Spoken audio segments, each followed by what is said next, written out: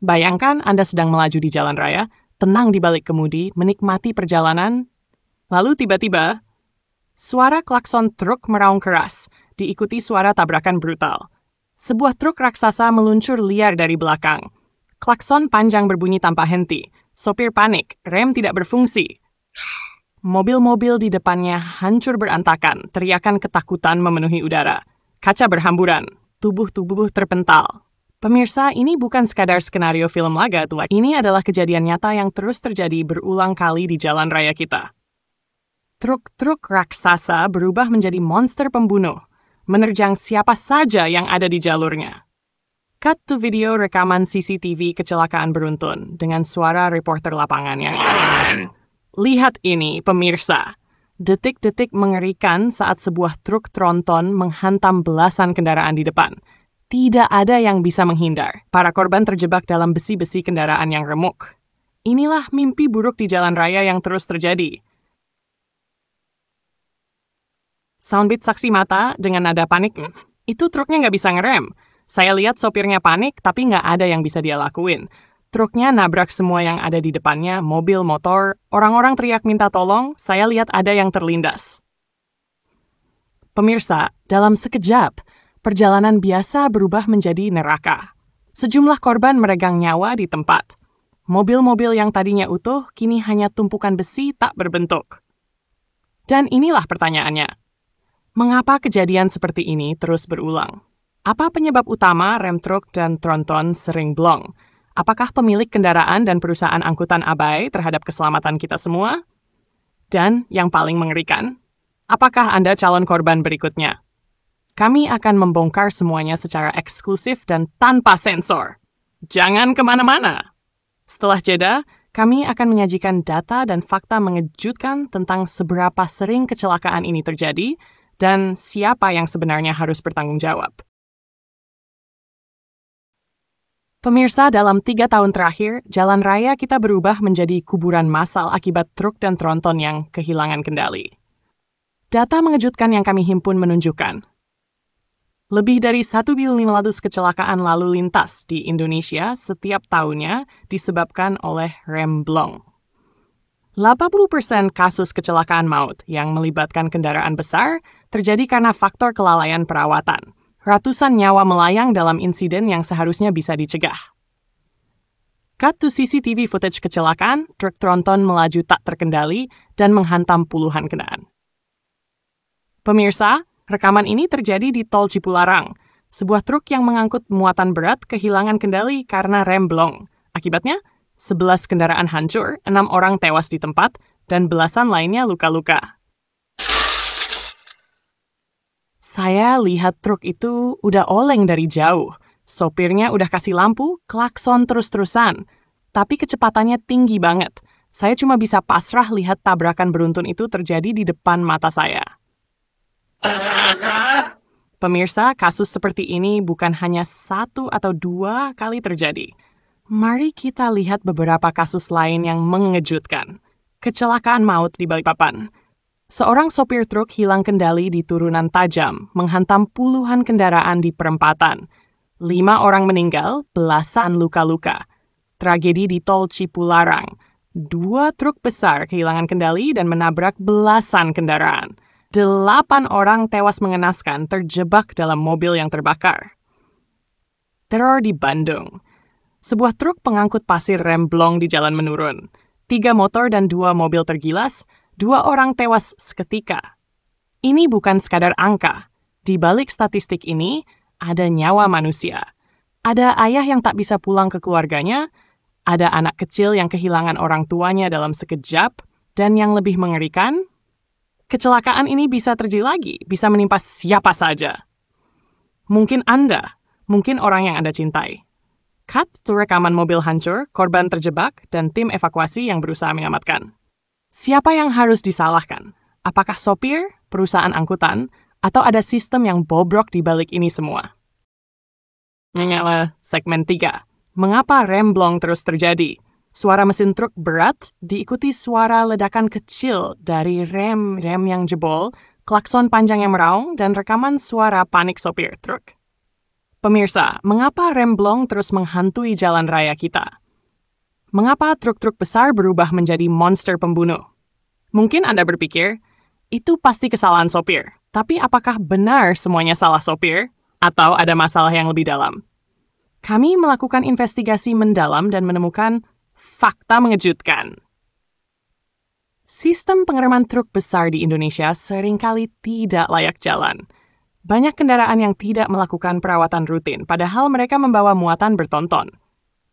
Pemilik perusahaan truk seringkali mengabaikan faktor keselamatan demi mengejar keuntungan.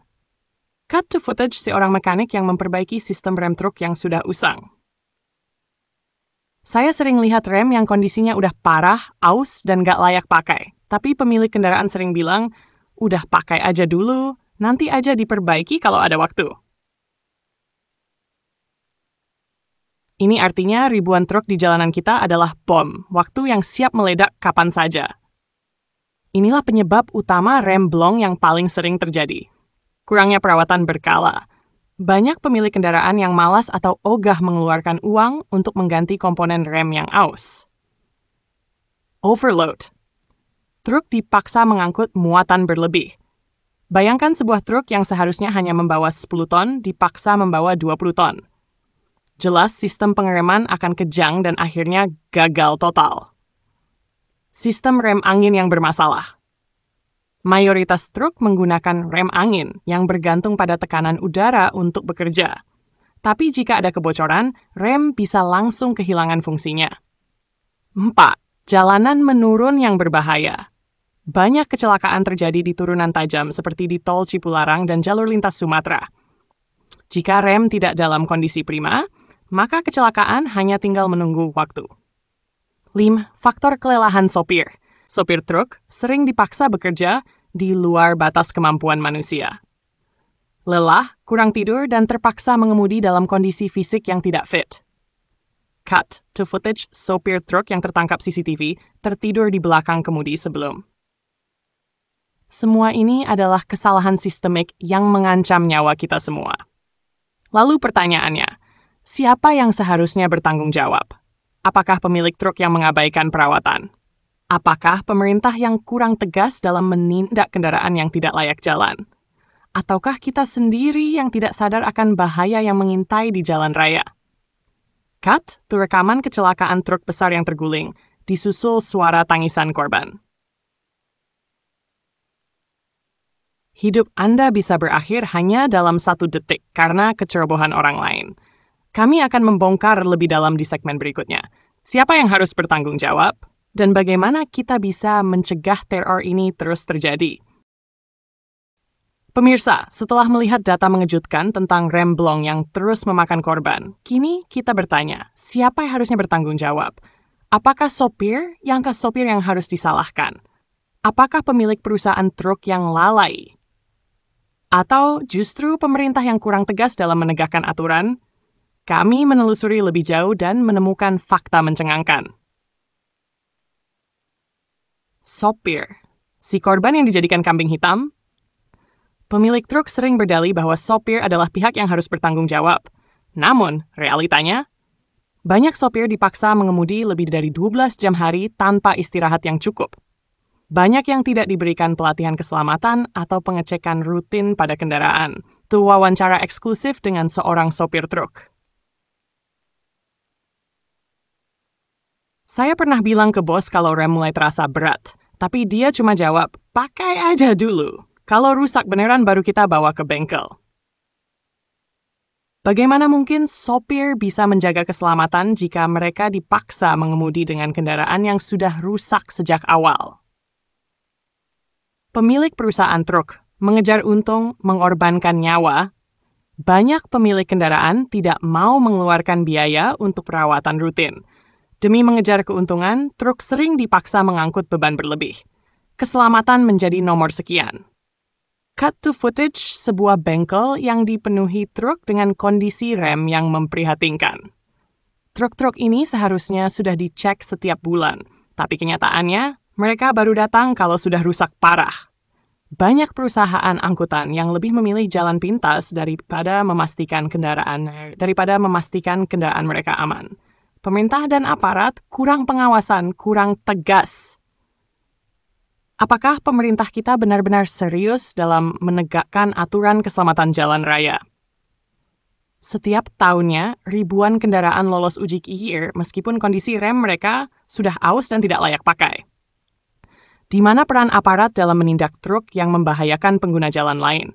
Cut to rekaman inspeksi jalan, di mana beberapa truk yang seharusnya tidak lolos KIR tetap bisa beroperasi. Di balik setiap kecelakaan maut akibat remblong, ada kelalaian besar yang harus dipertanggungjawabkan. Sistem yang lemah, pengawasan yang minim, dan mentalitas cari untung di atas nyawa manusia membuat tragedi ini terus berulang. Cut to rekaman korban kecelakaan yang menangis karena kehilangan keluarga. Dan akhirnya, siapa yang paling dirugikan? Siapa yang paling dirugikan bukan pemilik perusahaan, bukan pemerintah, tapi kita, pengguna jalan yang tidak tahu kapan maut akan menjemput akibat kelalaian pihak lain. Lalu bagaimana cara kita menghentikan tragedi ini? Apa solusi agar teror remblong tidak terus terjadi? Kami akan membahasnya di segmen terakhir. Bagaimana Anda bisa melindungi diri di jalan raya? Apa solusi jangka panjang agar kejadian ini tidak terulang-ulang? Pemirsa, berapa banyak lagi nyawa yang harus melayang sebelum kita sadar? Kita sudah melihat fakta mengerikan di balik remblong. Siapa yang harus bertanggung jawab dan mengapa masalah ini terus terjadi? Kini saatnya kita mencari solusi. Bagaimana kita bisa mencegah kecelakaan ini sebelum nyawa kita atau keluarga kita jadi korban berikutnya? Apa yang harus dilakukan pemilik kendaraan? Apa yang bisa dilakukan pemerintah dan aparat hukum? Dan bagaimana kita sebagai pengguna jalan bisa melindungi diri dari ancaman truk maut? Pemilik kendaraan harus disiplin perawatan. Tidak ada alasan untuk mengabaikan servis berkala. Ganti kampas rem sebelum aus. Jangan tunggu sampai rem benar-benar gagal berfungsi. Jika kendaraan sering melewati jalanan menurun, pastikan sistem rem angin dan exhaust brake dalam kondisi prima. Cut to wawancara dengan part transportasi. Truk berat harusnya punya jadwal perawatan rutin setiap bulan. Tapi kalau pemiliknya pelit dan malas, ya begini hasilnya. Nyawa orang jadi taruhan.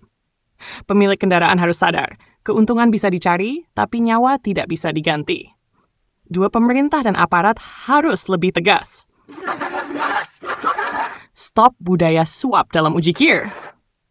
Terapkan inspeksi mendadak di jalan raya untuk memastikan kendaraan operasi benar-benar layak jalan. Perketat aturan overload, beri sanksi berat pada truk yang membawa muatan berlebih. Cut to pernyataan pejabat perhubungan. Pejabat Kementerian Perhubungan. Kami sedang berupaya meningkatkan pengawasan, tetapi semua pihak harus ikut andil. Keselamatan di jalan bukan hanya tanggung jawab pemerintah, tapi juga pemilik kendaraan dan pengemudi. Kita butuh tindakan nyata, bukan sekadar janji manis. 3. Pengemudi harus berani menolak jika kendaraan tidak layak. Jika merasa truk tidak aman, jangan berangkat. Jika bos memaksa, laporkan. Keselamatan lebih penting daripada bayaran. Sayangnya banyak sopir yang terpaksa menuruti perintah karena takut kehilangan pekerjaan. Tapi kita harus sadar, lebih baik kehilangan pekerjaan daripada kehilangan nyawa. Bagaimana kita bisa melindungi diri? Selalu waspada saat berada di belakang atau di samping truk besar. Jika melihat truk kehilangan kendali, jangan panik. Segera ambil jarak aman. Hindari berkendara di jalur menurun saat berdekatan dengan truk berat. Cut to rekaman pengendara yang selamat karena cepat menghindar. Pengendara yang selamat.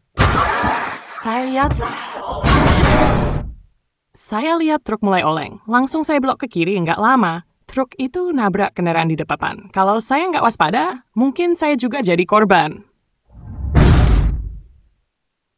Kesadaran kita sebagai pengguna jalan juga sangat penting. Jangan remehkan bahaya yang mengintai di setiap tikungan. Kesimpulan, stop truk maut sebelum terlambat. Pemilik kendaraan, lakukan perawatan atau kendaraan Anda adalah pembunuh di jalan. Pemerintah, tegakkan aturan, hentikan suap dan periksa kendaraan lebih ketat. Sopir, jangan pasrah dengan kendaraan yang rusak. Nyawa lebih penting. Pengguna jalan, Selalu waspada, jangan anggap remeh bahaya di jalan raya. Cut to footage kecelakaan dan wajah-wajah korban yang telah tiada. Jangan biarkan jalanan kita berubah menjadi kuburan massal akibat kelalaian yang bisa dicegah. Bukan takdir, tapi akibat dari kelalaian yang disengaja. Mari kita hentikan teror ini sebelum kita sendiri yang menjadi korban berikutnya.